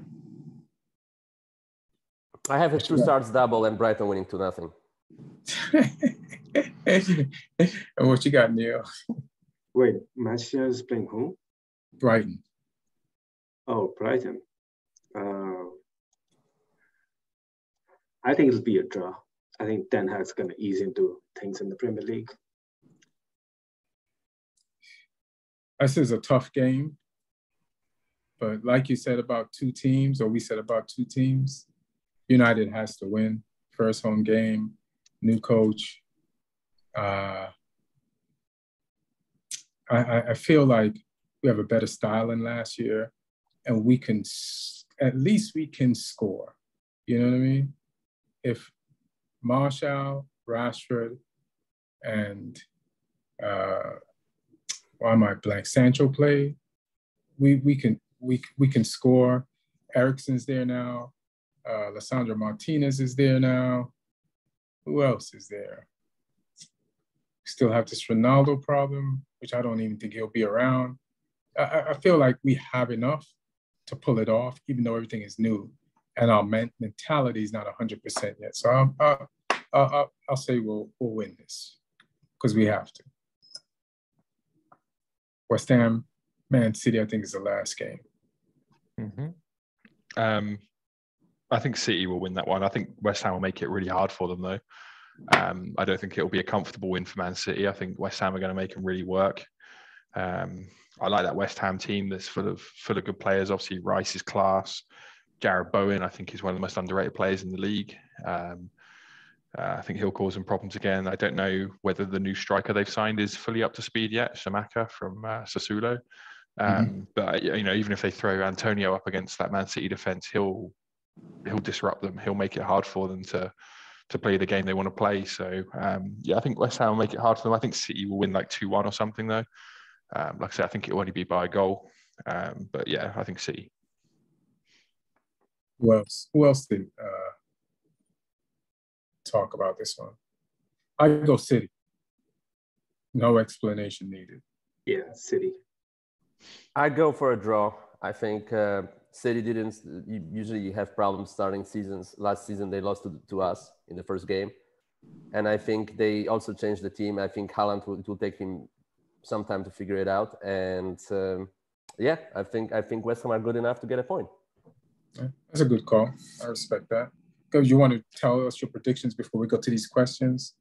Yeah, my predictions are: I have one team for sure going down, which is Bournemouth, and then I have 4 for 2 spots. And my favorites for those spots are Fulham and Leeds. But the 2 other teams I see in danger is Southampton. No wonder you wanted to get to this. No, I mean, I feel like it could be tough for them this season. I really do. We could be in that mix. Yeah, you believe so, Lee? And the other team is Brentford that I see because I remember Sheffield United finishing, I believe, 6th in their first season, and then they were last season after that. It's a sophomore slump. Same happened to Leeds.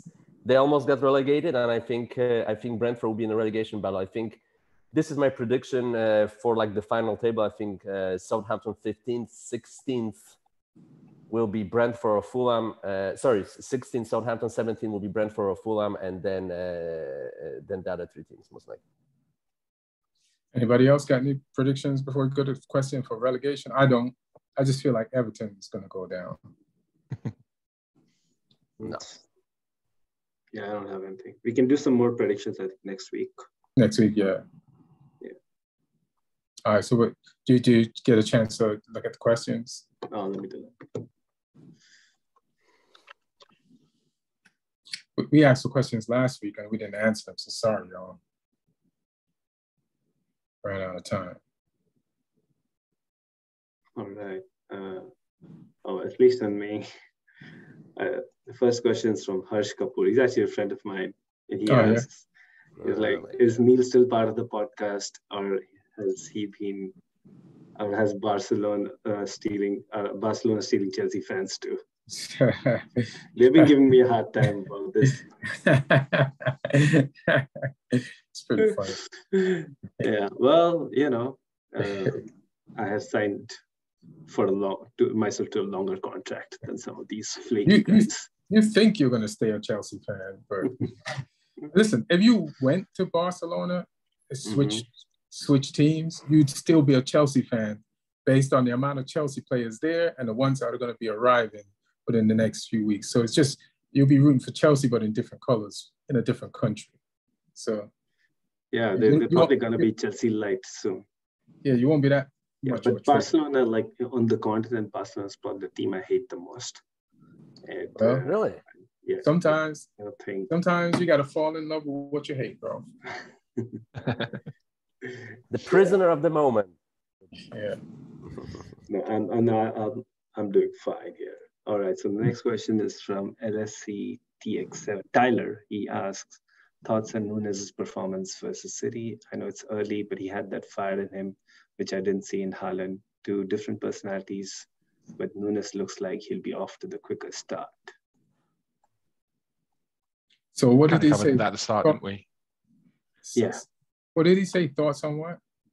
Nunez' performance, Darwin Nunez versus City. Oh. Okay. Yeah, we kind of went over that. We kind of went over that. Sorry, fam. All right. Joe, regular commenter on the podcast, asks, besides from the teams you support, what team are you most excited to watch this season? And how can Barcelona keep buying players? Spotify gives them that much money. Well, the second question, how can Barcelona keep buying players? We're all trying to figure that out. And why do players... Taking out a bunch of credit cards and loans. I know. They sold 25 years worth of 25% of their future earnings. You know, everybody can do that. You can go buy a big house if you're ready to forfeit 25% of your future earnings for the next however many years. Yeah, and they just keep asking their players to take pay cuts. Yeah. So, and they sold parts of their licensing rights company, and they got a longer loan on a loan that they were supposed to pay back right away. And they keep on spending money, but that's them. And then teams that we're excited to see besides our own team. This is blasphemous, but I'm curious to see Liverpool because of Darwin Nunez, and I'm curious to see Man City because of Haaland. For me, I'd say Forest for the reasons I said earlier. I think I really like the manager. I like the signings they've made. I think they're going to be a real unknown quantity this season. But also for me, I'm really intrigued to see how Brighton play this season. Because I think, they've lost Bissouma, who was such a key player for them.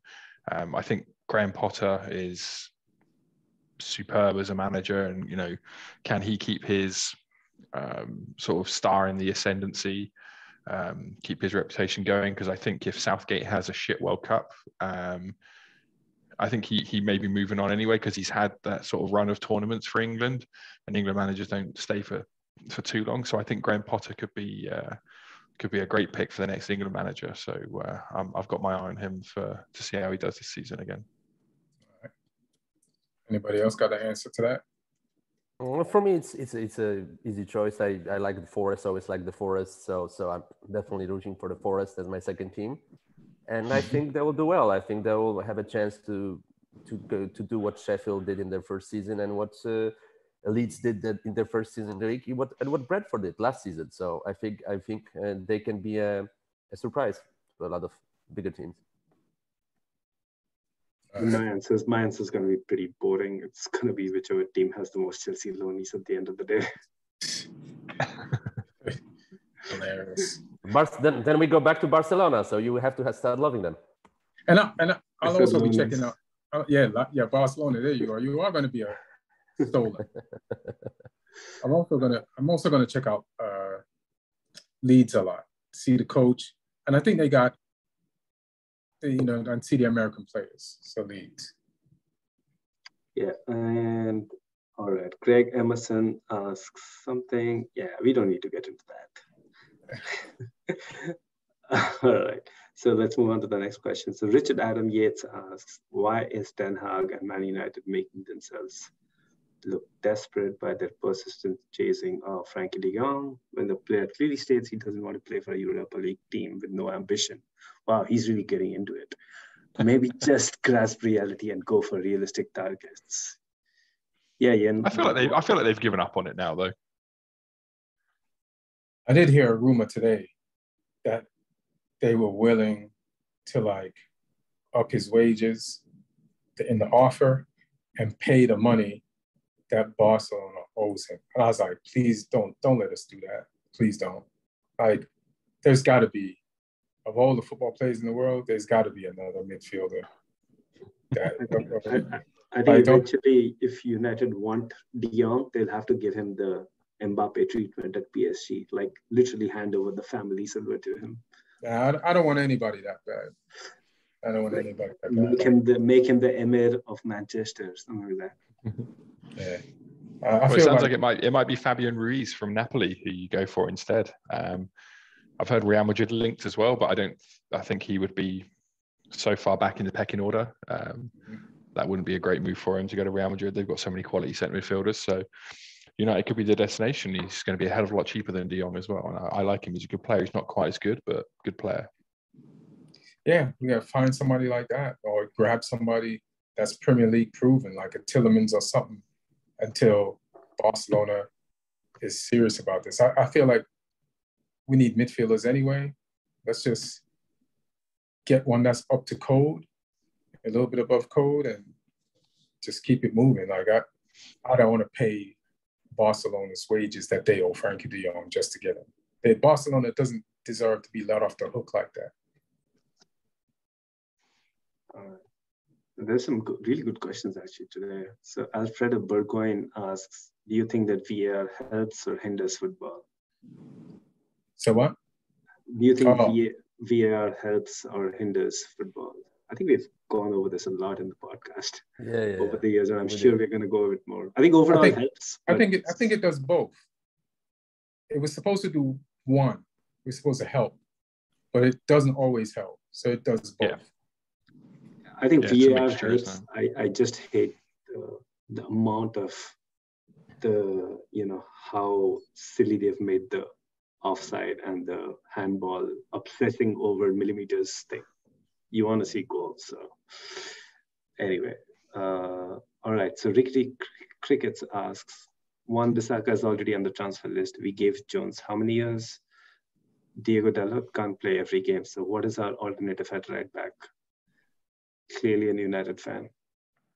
Yeah. So he said, yeah, but then he should be happy that if we do get rid of Wan-Bissaka, that would be more cutthroat.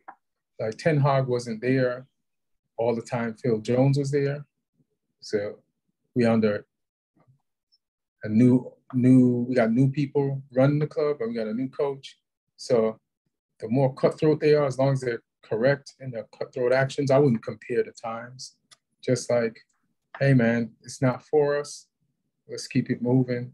I love Wan-Bissaka. He's a great defender, but he doesn't go forward. So it is what it is. So are you gonna get a new right back?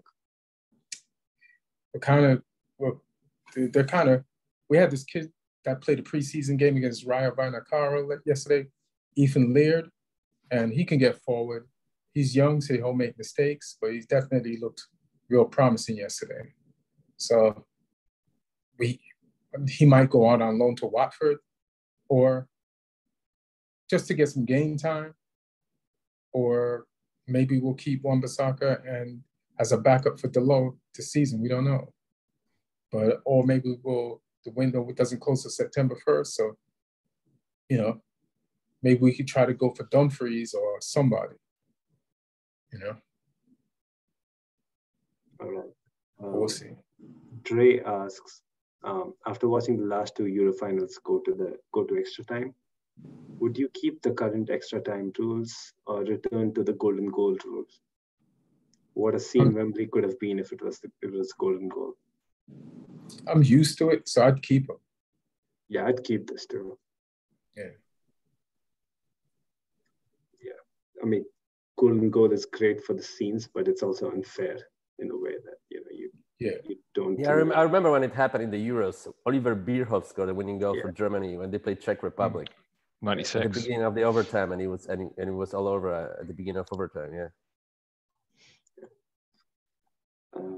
As Adam asks, where does Ronaldo end up? Can anyone challenge City and Liverpool for top 2? Anyone planning on going to the World Cup? When will America host the Euros?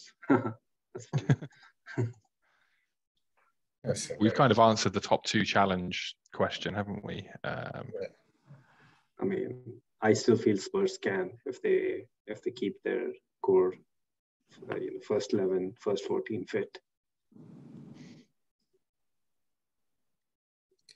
I don't know. But I think overall, that's probably a 2-2 draw then from the podcast here. Yeah. Well, the top two is pretty obvious. It's Spurs and Liverpool, of course. Yeah. That's what I was exactly not thinking.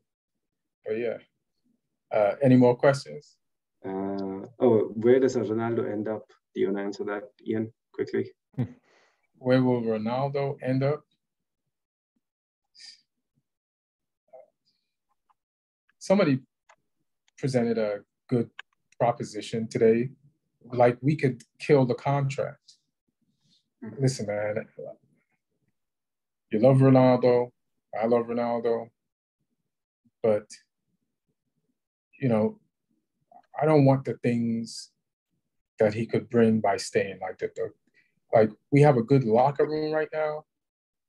And with all his power, it might tilt it and disrupt it. And you always go with your team. You know what I mean? Most of the time you go with your team. So I'm going to go with United on this one. And if we have to terminate the contract so he could be free to play wherever he wants to play, fine. I'm down for that.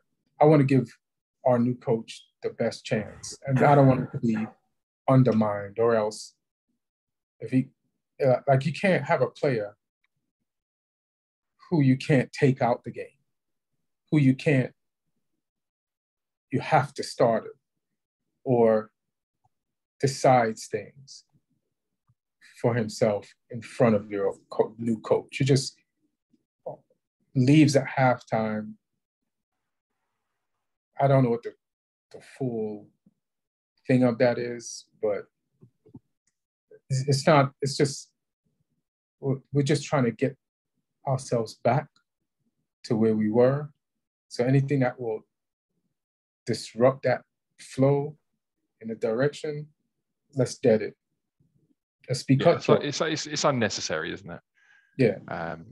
I mean, I've said before, I quite want to see him go back to Sporting. I want to see him take the whole career full circle. He clearly loves the club still. They're playing Champions League this season, so he gets what he wants there. The whole thing at United at the moment, it's like a relationship where you're looking at two people who just don't want to be together anymore, and you're like, why haven't you two split up yet? Why hasn't they moved out? Like, just rip the band-aid off and do it. Like, it needs to happen. I don't think it's healthy, that relationship carrying on right now. It's not a good look for your new coach. If you put him in a position, he's trying to like get command of this team, make them listen to him. And if this player destroys that, and now nobody's buying in for one player, even though he might have been one of the best of all time, but he's 37, you're gonna let one player do that? It's not worth it. Well, he clearly has an influence over younger players. They took a step back, including Rashford, or they took all the wrong steps, like Greenwood. But I think he will stay till the World Cup, and then after the World Cup, I would say he will go to one of the exotic leagues, maybe MLS. But if not, I don't think he'll be entering America anytime soon. Yeah, so he might end up like Xavi or Iniesta in either Japan or Emirates for some ridiculous money, I think. Yeah, that would be my prediction, that he stays till the World Cup and then he's gone after that. Lee, didn't those charges get dropped? Is that why you're saying you don't think he'd be entering America so soon? I think legally he can enter America. I think socially, I don't think. I think he would have a lot of problems. What do you mean? At games, I think there would be a lot of protests and things. I think it would be very difficult for him to come. I agree. It's not even that. It's not even that. But to build on your point, it's like some of those big name players when they came to MLS, like Beckham and even now in Toronto, those Italian players, they sign image related contracts that a lot of that money comes from sponsors, comes from that, right? And for Ronaldo, while being associated with something like this could be a potential problem acquiring those type of sponsorship deals in America. All right. Just two more. Let's do this quick. Who are the top 3 players from teams other than yours that you're looking forward to watch this season in the Premier League? What you guys got? So I got Haaland, Nunez, and Gabriel Jesus, 3 strikers in new teams. I like that answer. I'll steal that answer. I mean, I would love to say I'd like to see Frankie de Jong, but as a matter of fact, I can watch him play for another team because it doesn't feel like he's going to play. Can I say that? That still applies. Yeah. For me, I'll go with. I'm interested. I think Saka's going to have a big season for Arsenal. I really like watching him play. So I'd say Saka. I think Sterling's going to be good for Chelsea. I'm looking forward to watching him play in a different shirt. And for the other one, purely from a really aesthetic point of view, I love watching Thiago play for Liverpool.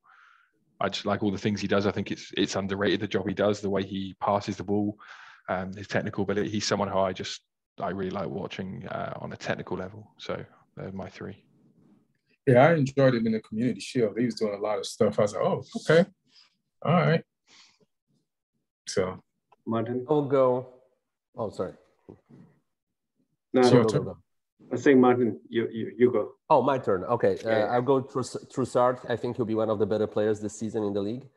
Definitely. I think he's an underrated player. He's a very good player. So that's number 1. Number 2, I would say Lingard, because I want Nottingham Forest to do well. So I'll definitely be watching Lingard, and hopefully he'll have the same season as he did with West Ham. And the 3rd player,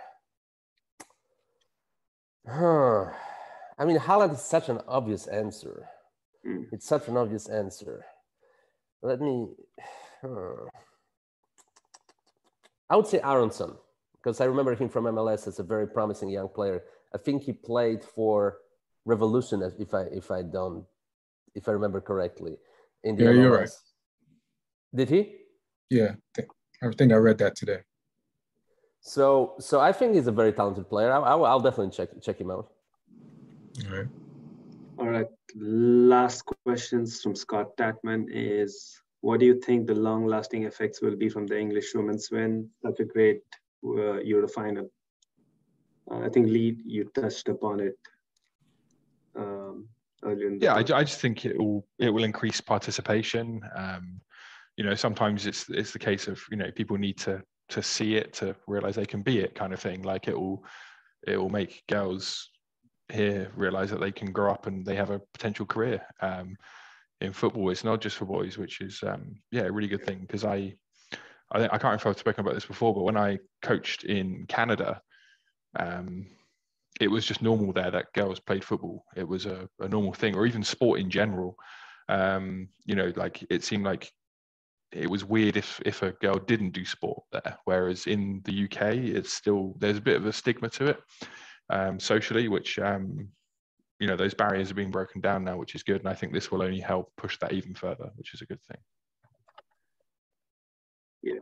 Also, we have to point out that one of the other long-lasting effects of this Euros would be the knowledge that England was finally able to win a Euros because they had no Spurs player in the squad. That's something the men's team can learn from. If you want to win a trophy, you gotta get rid of the Spurs players. Okay. Yeah, cold-blooded. All right. That's it, right? Yeah, that's it. I can just mention as well, we currently have 15 teams in the Soccer Comic Rant Fantasy Premier League Championship. So we got 15 teams in there right now. So yeah, I guess more in if we can. Yeah, I guess since we have 15 teams, that people did get the right information, because I was getting some messages last week about the info being wrong, but I guess 15 teams mean it's working. So yeah, I put up a screenshot as well with the code. So if the code ain't working, just keep trying it, because it is the code. Just to confirm again, it's IV6RBL. We'll tweet that out as well. And when does when do you have to be registered by? You kind of need to be in before the season starts, but I think you can still join afterwards. But obviously, it's better that we get everyone in this week before the Friday game. And is there a draft? Or no, you just pick your team. Yeah, you pick your team. Salary cap. Have most of the best players been taken already? No. It's a salary cap that you have a budget. Yeah. You have a budget like 120 million, but some players are worth 15 million, some are worth 4 million. You know, so you can't buy like 11 best players potentially on paper, right? Yeah, I mean, we could all technically pick the exact same team if we wanted to. So Barca would be terrible at this game. they couldn't play fantasy football. Well, they're trying to play it. The rules would magically change on their screen. Yeah, exactly. All right, so that's cool. Great, 15 teams in. Damn. By the way, Lee. By the way, sorry for doing this, but I'm triple captaining Kane on the first game. Go for it. I hope it fucks you up. Let's hope one of our new defenders kicks him in the first minute and puts him out of the season. No, don't say that. It's hilarious. All right, I'll try to get in there and on before season starts. Got some shit to do, but we'll see what's up. Well, everybody, thanks for listening. Thanks for watching. Thank you, our producer, Aaron Brungardt. Thank you, Martin, for showing up with his Rip Diesel shirt. That's his podcast uniform. Thank you, Neil, for zooming in from that sunny backdrop. Appreciate you pretending you're somewhere else that you're not. And Lee, give Spurs hell. That's all I can say. And everybody, we'll be watching this game. Yeah, it's going to be a fun weekend. So let's just all have fun, love each other, and taunt the shit out of the people who lose. All right, 1.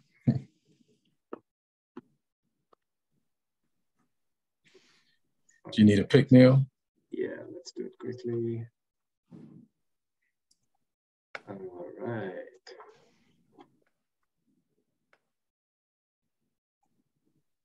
Three, two, 1. Got it. Martin, do you mind smiling a little bit? You're so serious all the time. It costs a lot of money. All right, let's do this. 3, 2, 1. Got it. Perfect. All right, bet. All right, let's do it, baby. Cool. It's 3:15 here. I'm going to bed. I'll try to get some sleep. Sorry, fam. See you later, guys. That's all right. See you later. Bye. See ya.